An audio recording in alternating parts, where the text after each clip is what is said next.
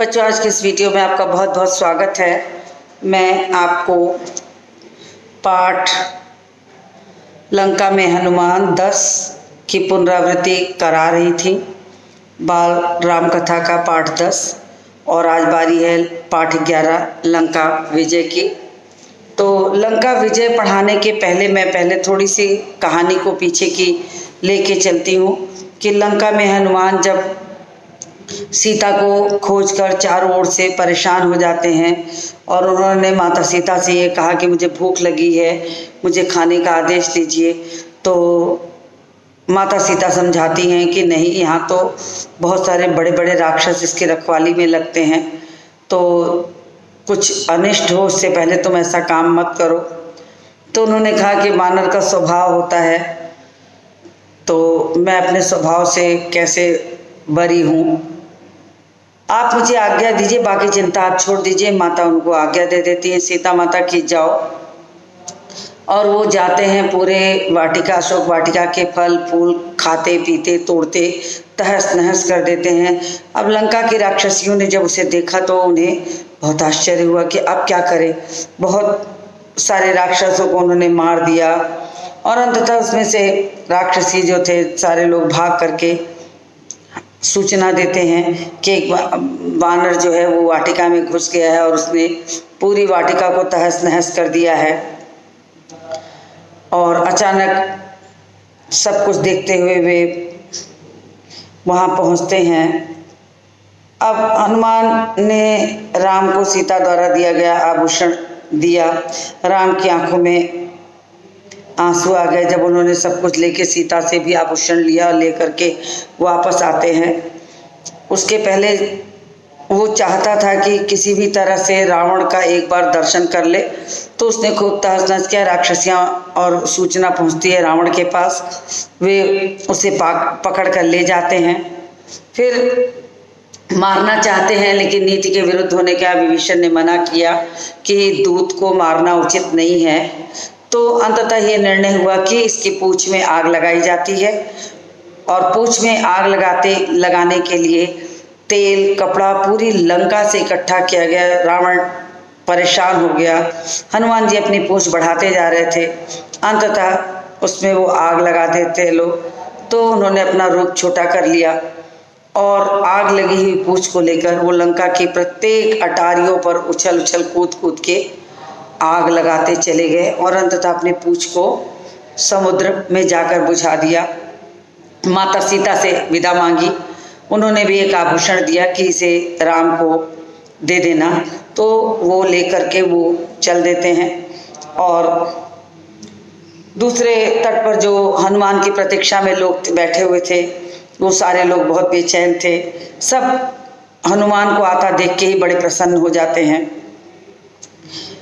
अब सब ने उन्हें घेर लिया। हनुमान ने संक्षेप में लंका का पूरा हाल सुना दिया, सीता से भेंट का क्रम बताया, कैसे कैसे वे सीता को ढूंढे थे, कहाँ कहाँ ढूंढे थे, सब कुछ बताया। प्रसन्नता के मारे वानरों का उत्पात और बढ़ गया। ये बहुत खुश होते हैं वानर, तो भी उत्पात करते हैं, तो उत्पात उनका बढ़ गया। उन्होंने मार के कई वन उजाड़ डाले और दौड़ते कूदते फांदते किष्किंधा की ओर पहुँचे। राम के पास वानरों के साथ सुग्रीव वहाँ पहुँचे। अब हनुमान ने राम को सीता द्वारा जो आभूषण वो लेके आए थे राम को दिया, दिखाया, और कहा कि यदि श्री राम सीता ने ये कहा है कि यदि श्री राम 2 माह में यहाँ नहीं आएंगे तो पापी रावण उन्हें मार डालेगा। ये संदेश सीता ने हनुमान जी द्वारा राम को दिलाया था, जो वो बताते हैं। राम शोक में डूब जाते हैं। भाव विह्वल होकर उन्होंने हनुमान को गले लगा लिया, आंसू रोक नहीं पाए। लक्ष्य स्पष्ट था कि लंका पर आक्रमण। समय कम था। सुग्रीव ने युद्ध की तैयारियां तत्काल प्रारंभ कर दी। वानर सेना इसके लिए तैयार थी, उत्साहित थी मतलब बहुत प्रसन्न थी, उत्साहित थी। उत्साह में इत प्रत्यय लगा है, शब्द है उत्साह और इत प्रत्यय। इत जो है ये प्रत्यय है, इत प्रत्यय लगाकर शब्द बना है उत्साहित, यानी प्रसन्नता, अत्यधिक प्रसन्नता। अत्यधिक प्रसन्नता। तो ये कुछ कुछ शब्द मैं आपको बता देती हूँ। तो वो वानर सेना बहुत उत्साहित हो जाती है। अब धीरे धीरे सुग्रीव ने युद्ध की तैयारियां भी प्रारंभ कर दी। वानर सेना इसके लिए पहले से तैयार थी और इस बार उन्हें अलग अलग टोलियों में बांटने की आवश्यकता नहीं थी, क्योंकि दिशा स्पष्ट हो चुकी थी कि रावण ही सीता को ले गया है। तो सबका एक ही लक्ष्य था, दक्षिण दिशा यानी लंका। सुग्रीव ने रावण के साथ बैठकर योजना तो बना ली, योग्यता के अनुसार अलग अलग भूमिकाएं स्पष्ट कर दी। हनुमान की, अंगद की, जामवंत की, नल और नील की। इन्हीं वानरों को सुग्रीव ने आगे रखा और नल और नील को सबसे आगे रखा। समुद्र पर चर्चा हुई कि कैसे पार किया जाएगा। सेना का हर वानर हनुमान तो है नहीं कि उड़ के चला जाएगा, और पार करके सारी सेना को जाना आवश्यक है। तो बड़ी रात तक चर्चा होने लगी कि लंका पर विजय प्राप्त करने के लिए हमें करना क्या होगा। तो आज का जो पाठ है वो लंका पर विजय है। मैंने पीछे के पाठ की पुनरावृत्ति करा दी। मैं हर नए पाठ को शुरू करने के पहले मैं पीछे के पाठ की थोड़ी सी पुनरावृत्ति करा देती हूँ, ताकि आपको कहानी अच्छी तरह से याद हो जाए, कोई दिक्कत न हो। तो लंका विजय आज का पाठ है, पाठ 11 लंका विजय। लंका कूच की तैयारियां रात भर चलती रही। कूच शब्द है कूच, प्रस्थान मतलब प्रारंभ करना, प्रस्थान कह सकते हैं, चलने की, चलना भी कह सकते हैं इसको, चलने की अर्थ में समझ लीजिए, चलने की। तो लंका जाने की जो तैयारियां हैं वो शुरू हो गई थी। लंका कूच की तैयारियां रात भर चलती रही। सभी तत्पर थे, सभी उद्यत थे, सभी के मन में जोश था, सभी बिल्कुल व्याकुल थे कि कैसे भी हो लंका पर विजय प्राप्त करने के लिए उन्हें जो कुछ भी करना पड़ेगा वो उसके लिए तत्पर हैं, तैयार हैं। सुबह कूच से पहले सुग्रीव ने वानरों को संबोधित किया। अब जिस तरह एक कुशल सेना नायक का कर्तव्य होता है, सुग्रीव ने उसी कुशल सेना नायक का परिचय देते हुए सारे वानरों को संबोधित किया, दिशा निर्देश दिया कि क्या करना है आगे चलकर, कैसे कैसे लंका पर विजय प्राप्त करने के लिए कैसे कैसे योजनाबद्ध तरीके से कार्य करना है, ये सब समझाना शुरू कर दिया। युद्ध के बारे में भी बताया, कहा कि युद्ध बहुत भयानक होगा। इसमें केवल वही सैनिक जाएंगे जो शारीरिक और मानसिक रूप से स्वस्थ हों। अब चूंकि भयानक युद्ध है तो स्वस्थ लोगों को ही भेजना संभव था। तो उन्होंने वानरों से सभी से कहा कि जो इस युद्ध में जा रहा है उसको शारीरिक रूप से स्वस्थ होना अनिवार्य है, उसे स्वस्थ होना चाहिए। फिर सब बता करके उन्होंने कहा जो दुर्बल है वो यहीं रुक जाएंगे, मतलब कमजोर हैं वो रुक जाएंगे। वानर सेना को युद्ध के नियम बताए गए और रक्षा और आक्रमण के तरीके भी बताए गए। अब प्रस्थान करने के पहले वानर सेना को पूरी चेतावनी दे दी गई कि तुम्हें वहां जाकर कैसे युद्ध करना है, उसकी नीति क्या होगी, अपने आप को सुरक्षित रखने के लिए क्या क्या उपाय करने होंगे, किस किस तरह से आपको लंका पर विजय प्राप्त करने के लिए हर कार्य में पूर्णतया अपने आप को समर्थ करके आक्रमण की तैयारी करनी है और विजय हासिल करके आना है। ये उनका नेतृत्व का पहला उद्देश्य था। राम, लक्ष्मण और सुग्रीव की जय जयकार से आकाश गूंज उठा। अब वानरों ने राम, लक्ष्मण और सुग्रीव की जय जयकार की। लाखों लाख वानर थे, चारों ओर कोलाहल शोर, पेड़ पहाड़ों को रौंदते कौंदते चलने लगे और इनका नेतृत्व नल कर रहे थे। इनका जो पथ दिखाने का कार्य था, पथ प्रदर्शक के रूप में वो नल आगे चल रहे थे, इनकी सेना के नायक कह सकते हैं। सुग्रीव के सेनापति जामवंत और हनुमान सबसे पीछे थे। वह सेना की रणनीति का हिस्सा था। उन्होंने आगे नल को किया था, बीच में पूरी सेना थी और अंत में जामवंत और हनुमान को पीछे से सुरक्षित रखने के लिए उन्हें पीछे रखा था। अब दिन रात चलकर सेना महेंद्र पर्वत पर डेरा डाल दिया। दिन रात चलते हुए सेना जो रहती है वो महेंद्र पर्वत पर पहुंच जाती है और वहां जाकर विश्राम करती है, क्योंकि महेंद्र पर्वत के बाद समुद्र लांघने की बात आती है तो योजनाबद्ध तरीके से ही कार्य करना होगा। तो चारों ओर कोलाहल था। सुग्रीव के सेनापति जामवंत हनुमान सबसे पीछे थे। वह सेना की रणनीति का हिस्सा थे कि इस तरह से पीछे चलाएंगे। अब महेंद्र पर्वत पर जाकर इन्होंने विश्राम किया, वही पर्वत जहां से हनुमान ने छलांग लगाई थी समुद्र लांघने के लिए। अब समुद्र निकट, पर्वत पर सेना का ध्वज लगाया गया, तंबू लगाए, पताकाएं हवा में लहरा रही थी। पताकाएं झंडे, अपनी अपनी सेना के जो झंडे थे, पताकाएं यानी शिविर के ऊपर झंडे लगे थे, जिससे पहचान होती थी कि शिविर का नंबर या जो भी कहिए। तो एक पताका लगी रहती थी, झंडा लगा रहता था। पुराने समय में आपने देखा होगा कि ऐसे तिकोने करके झंडे बने हुए रहते थे। ये एकदम शिखर पर ऊपर लगा रहता था, तो वहां भी एकदम ऐसे ही लगा हुआ था। अब पताकाएं हवा में लहरा रही थी। उधर लंका में खलबली मची हुई थी, राक्षसों में बेचैनी थी। जब से हनुमान ने अशोक वाटिका को उजाड़ करके पूरे लंका के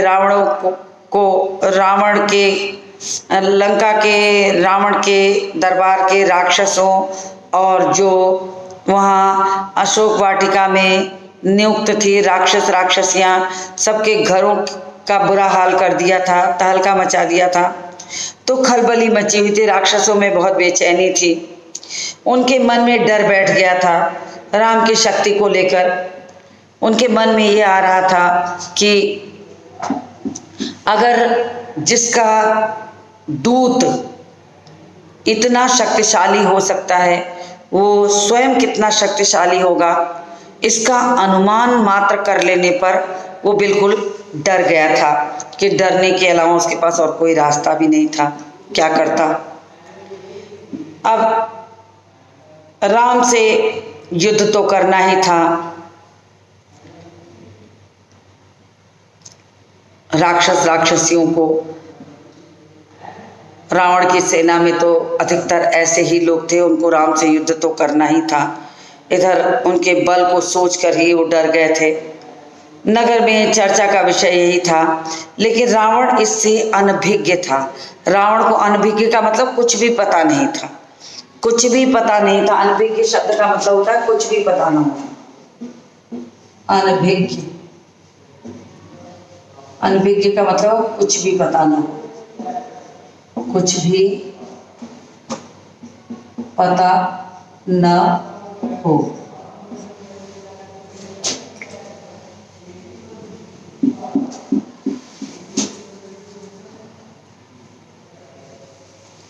तो कुछ भी पता ना हो ऐसी चीज के लिए अनभिज्ञ। रावण को कुछ भी पता नहीं था, उसे नहीं समझ में आ रहा था कि आगे की योजना क्या होगी, लोग क्यों डरे सहमे हैं। अब उन्हें बताता कौन, किसी में तो इतना साहस था नहीं। अब ये चर्चाएं विभीषण ने सुनी। विभीषण, नगर की हताशा उनसे देखी नहीं गई।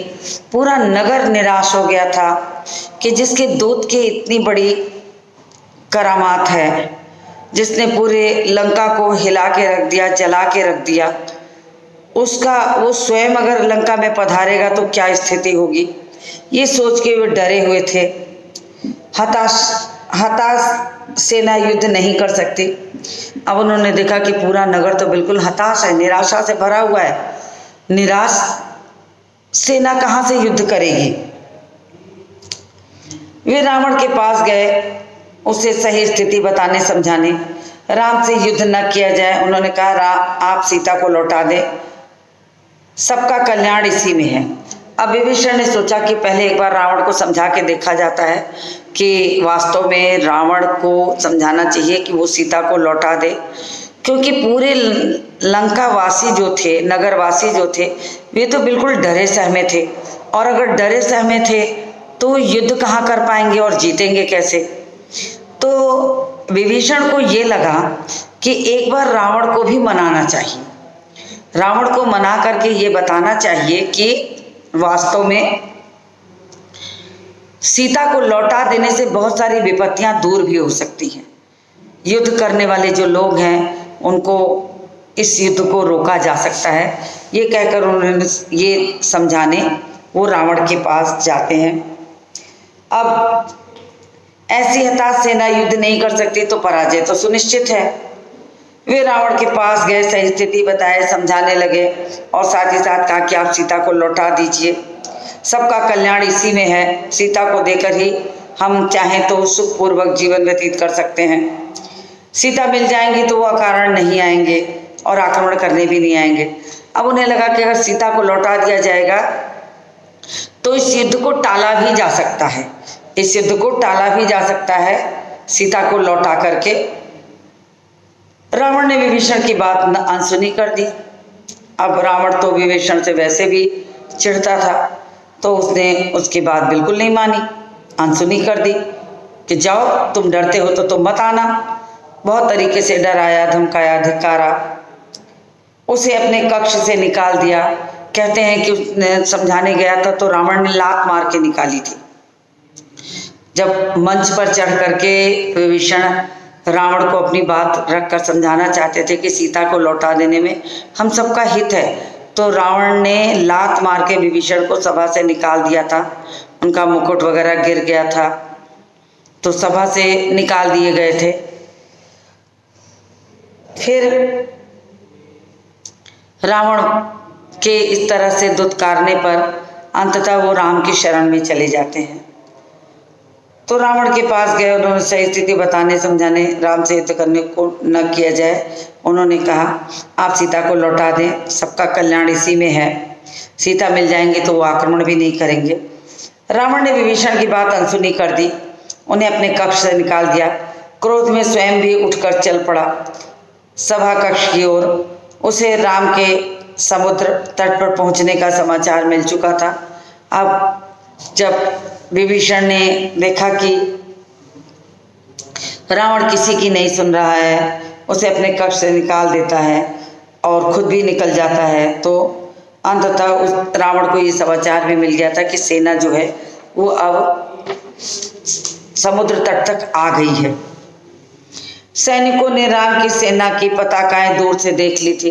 अब जो सैनिक थे उन्होंने राम की सेना की जो पताकाएं थी उसे दूर से देखा और देखते ही पहचान गए कि इस पर तो रघुवंश का चिन्ह है, ये सेना जो है राम की है।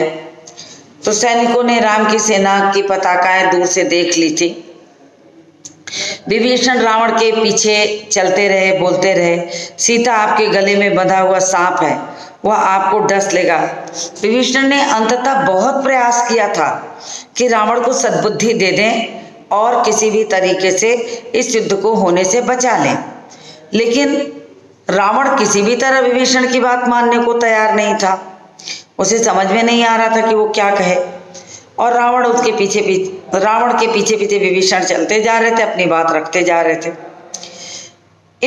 इसे छोटी बात मत समझिए लंकाधिराज।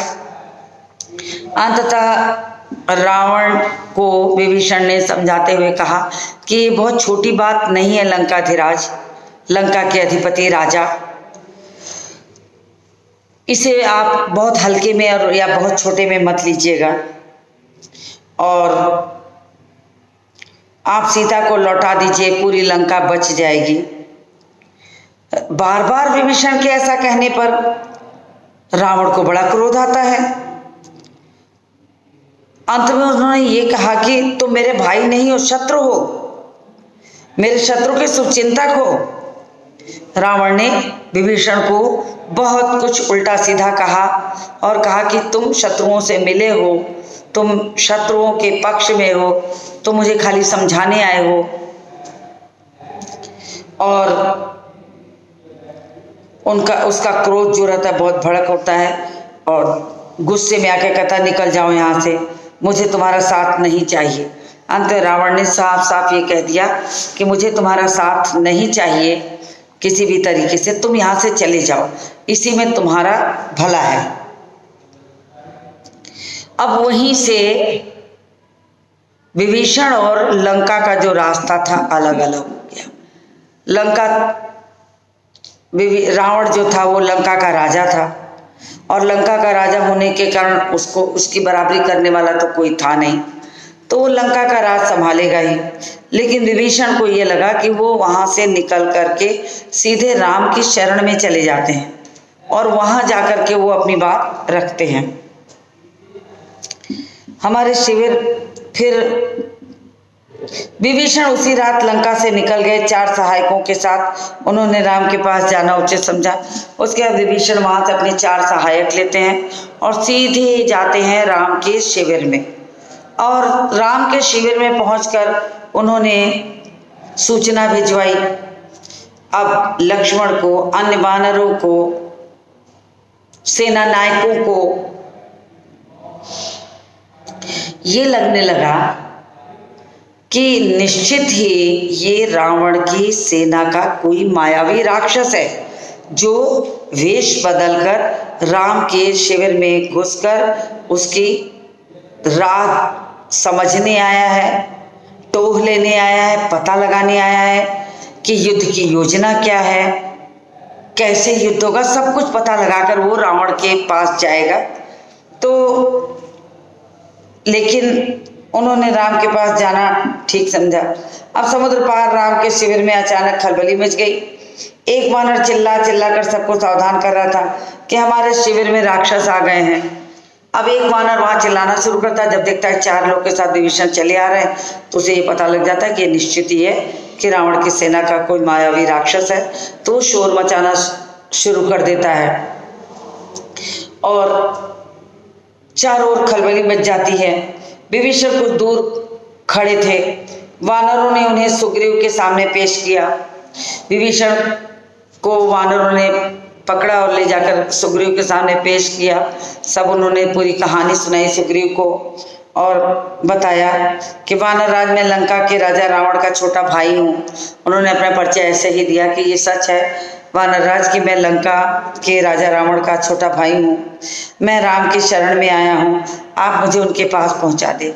और अंत में उन्होंने खुल के ये बात कह दी कि मैं राम की शरण में आया हूँ क्योंकि भाई ने मुझे निकाल दिया है लात मारकर और मैं राम की शरण में अपनी सुरक्षा हेतु आया हूँ, तो आप मेरी ये सूचना ले जा करके राम को पहुँचा दें,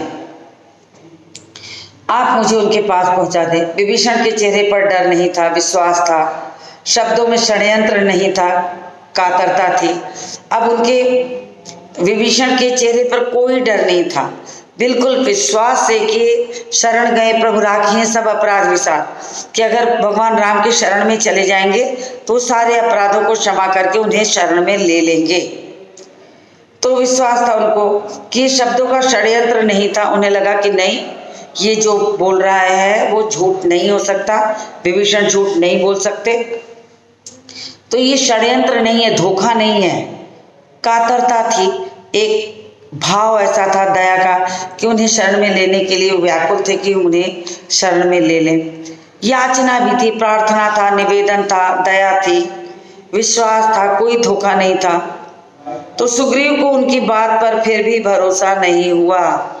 इतना सब सुनने के बावजूद भी सुग्रीव को पूरा भरोसा नहीं होता कि ये सच में विभीषण जो है वो रावण के से मिला नहीं है, वो राम की सेना में आना चाहता है, ये चीज उनको भरोसा बिल्कुल नहीं हुआ। फिर उन्होंने कहा कि मेरा नाम विभीषण है, रावण ने मुझे लंका से निकाल दिया है। अंत वो कहते हैं कि मेरा नाम विभीषण है और मेरे भ्राता लंकाधिराज रावण ने मुझे लात मार करके सभा से और नगर से निकाल दिया है, और क्योंकि मैंने उन्हें सीता को लौटाने की बात कही थी, उन्होंने ये भी बताया कि मैंने सीता को आपके पास वापस भेजने की बात की थी, उसे सद्बुद्धि दी थी कि पूरी लंका को बचाने का कार्य कर लो, और स्वयं भी सुरक्षित हो जाओ, पूरी लंका नगरी को सुरक्षित कर दो, क्योंकि राम को दिए बिना किसी का हित, राम के पास सीता को पहुंचाए बिना किसी का भी हित संभव नहीं है। तो उन्होंने ये समझाया। इसी बात पर रावण क्रोधित होकर उसने मुझे मारा। क्रोध और अहंकार में चूर रावण ने मुझे सभा से अपमानित करके निकाल दिया।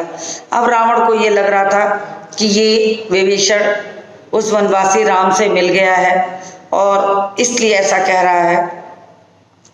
वो कुछ नहीं समझता है, उसे अहंकार में चूर रहता है और अपमानित करके लात मार कर निकाल देता है। तो विभीषण कहते हैं कि मैं प्राण बचाकर आपकी शरण में आया हूँ प्रभु, एक बार मुझे राम के पास ले चलिए वानर राज, तो मिलवा दीजिए, मैं उनसे कुछ कहना चाहता हूँ। अंत उन्होंने कहा कि मैं उनसे कुछ कहना चाहता हूँ, आप मुझे एक बार उनसे मिलवा दीजिए। सुग्रीव राम के पास गए। मन में शंका भी अभी भी थी। अंगद ने उस संदेह की दृष्टि से देख रहे थे। अंगद सुग्रीव सब उन्हें संदेह की दृष्टि से देख रहे थे। राम ने बात सुनी और कहा हमें विभीषण को स्वीकार करना चाहिए। तो राम ने सारी बात जब सुन ली तो उन्होंने कहा कि विभीषण को हमें स्वीकार कर लेना चाहिए। विभीषण राम के पास पहुँचे। राम ने उनका सत्कार किया, प्रेम पूर्वक बिठाया, आदर पूर्वक, और लंका का सारा समाचार पूछा। जल्दी ही विभीषण राम के विश्वास पात्र बन गए। उन्हें यह लगा कि लंका विजय में विभीषण का साथ होना भी बहुत फायदेमंद होगा, आवश्यक है। तो और लंका के राजा धीराज रावण ने विभीषण का अपमान किया है तो उन्हें सम्मान मिलना चाहिए, इसलिए उन्होंने विभीषण को अपने में मिला लिया और सबसे विश्वास पात्र मित्र की तरह वो उनके साथ मिल गए। उन्होंने लंका की बहुत सी जानकारी राम को दी। रावण और उनके योद्धाओं की शक्ति के बारे में बताया। रावण पर विजय प्राप्त करने के लिए बल और बुद्धि दोनों आवश्यक है। तो विभीषण ने बताया कि राम पर विजय प्राप्त करने के लिए बल और बुद्धि दोनों की आवश्यकता है। बल तो चाहिए, बिना बुद्धि के भी किया गया युद्ध जो है वो विजयी नहीं बनाएगा, जीत नहीं सकेगा कोई उसे। तो रावण को उसके योद्धाओं की शक्ति के बारे में भी बता दिया कि इस तरह वो बलशाली है।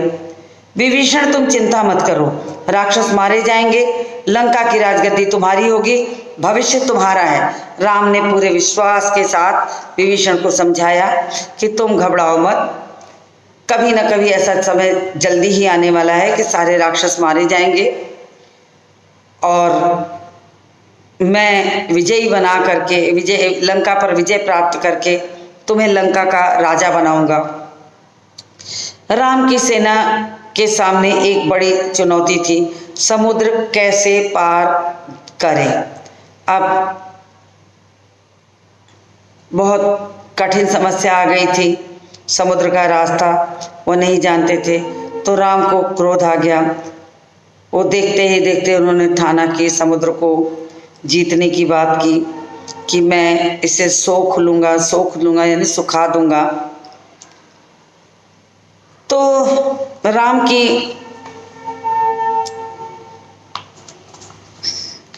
की सेना के सामने एक बड़ी चुनौती थी, समुद्र कैसे पार करें। राम ने समुद्र से विनती की, 3 दिन तक विनती करते रह गए। लक्ष्मण उन्हें बार बार इस बात को समझाते थे कि जहाँ पर विनती की आवश्यकता नहीं है वहाँ विनती की जरूरत नहीं पड़ती है, इसलिए अपने बल से आप समुद्र को सुखा दीजिए और हर हालत में विजय प्राप्त करिए। तो अब योजना बनने लगी कि किसी भी तरह से अब इस समुद्र पर पुल बांधा जाए, सारी सेना उस पार निकलेगी, तब जाके लंका पर विजय प्राप्त की जा सकती है। तो अब लोगों ने ठान लिया। तो अचानक वहां पर राम का क्रोध देखते ही समुद्र बाहर आता है और मोतियों से भरा हुआ थाल लेके आता है, निवेदन करता है, प्रार्थना करता है कि प्रभु मुझे क्षमा कर दीजिए, मैं अहंकार में था, मेरा घमंड खत्म हो गया है, मुझे क्षमा करिए, अपनी शरण में लीजिए। और उन्होंने साथ ही साथ ये भी बताया कि आपकी सेना में जो नल नामक वानर है वो पुल बना सकता है, अगर वो चाहे तो बना सकता है, तो उसमें वानर सेना पार, और अगर पुल बन गया तो वानर सेना जो है वो पार उतर जाएगी। तो ये सलाह समुद्र ने दी कि ये सलाह कि नल को आगे करके आप समुद्र पर पुल बांधिए। वो सहर्ष अपने ऊपर पुल बांधने का रास्ता बता देता है कि तभी आप पर ये सेना पार जा सकती है। अब अगले दिन से ही नल ने पुल बांधने का काम प्रारंभ कर दिया। तो यहाँ तक की कथा मैंने पढ़ाई है। अभी मुझे लगता है कि इस पार्ट पर एक वीडियो और जाएगा। तो ठीक है, आज के इस वीडियो को यहीं समाप्त करते हैं, मिलते हैं अगले वीडियो में।